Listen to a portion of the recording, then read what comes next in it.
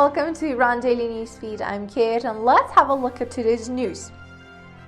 As the fourth biggest importer of rice in the world, Iran faces a reduction in wheat productions by at least 30%. The two products are basic consumables in the daily basket of Iranians. Further, there is a 37% decline in the government's wheat purchases from local farmers comparing to last year. Corruption in agro-economic fields and mismanagement of the socio-environmental sector have caused a decline in agricultural production in different parts of Iran by 30% to 80%. Up to 30% of agricultural products go to waste in Iran, mostly during the harvest and post-harvest stages, as drought has inflicted losses worth $2.7 billion on the agricultural sector in the country. An official says agricultural products in Reza Khorasan province have been reduced by 56% and 20 to 100% of fruit gardens and farmlands because of drought and water shortages. The chairman of the Agriculture Chamber also says difficult autumn is on the way due to decrease in production. The shortages of consumables and agricultural products lead the commodity prices to rise even more. In mid-May, Meteorological Organization of Iran reported that we experienced an unprecedented drought in some parts of the country due to a 85.5% decrease in rainfall compared to the long-term average. Today in Iran, extensive groundwater withdrawal, a significant decrease in surface runoff, and prolonged natural and anthropogenic droughts associated with heightened climate variability and destruction of agricultural fields.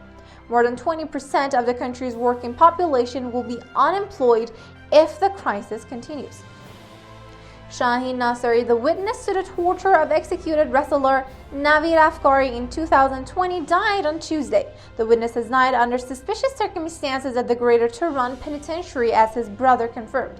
Hassan's brother says the cellmate told us that he was killed in solitary confinement, but the relatives have not been informed by the Islamic officials yet. After Navid Afkari was hanged last year, Shaheen submitted a notarized testimony that he had seen the wrestler champion tortured by officers of the Shiraz Criminal Investigation Police while both men were at Shiraz Criminal Investigation Police headquarters.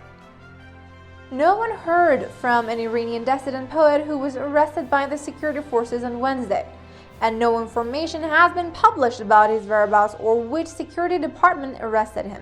The popular poet known as Shaidai Hamadani has published his poems in the form of a video with the hashtag in Persian Barandazam on social networks, which literally translates as "I am a dissident who seeks for regime change in Iran."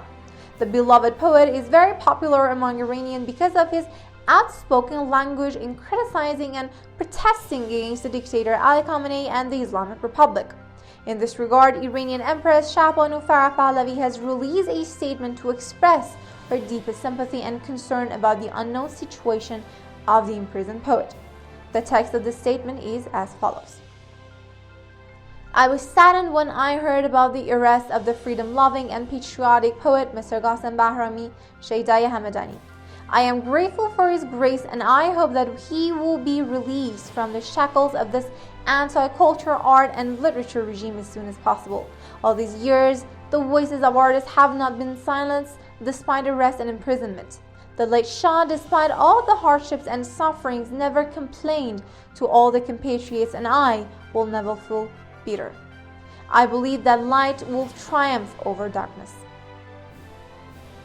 The president of the University of Tehran, Mahmoud Nili Ahmadabadi, was expelled a day after he called on authorities to release the jail student Castro Nouri. Castro was sentenced to 12 years in prison, 74 lashes, and 2 years living in exile. The spokesman of the electricity industry in Iran, noting that the cryptocurrency mining farms, which previously were shut down on miners and energy guzzling machines, said the cryptocurrency farms and miners can start mining operation from the end of summer, as the electricity consumption will decrease in autumn and winter. By cryptocurrency extractions worth more than billions of dollars annually, the Islamic Republic uses cryptocurrency to breach sanctions. Previously, a member of the parliament also suggested using cryptocurrency to impact international sanctions on Tehran. Cryptocurrencies are one of the safest resources for the Islamic Republic to develop its nuclear weapons and terrorism through money laundering. And that was all for now. Thank you for the privilege of your time.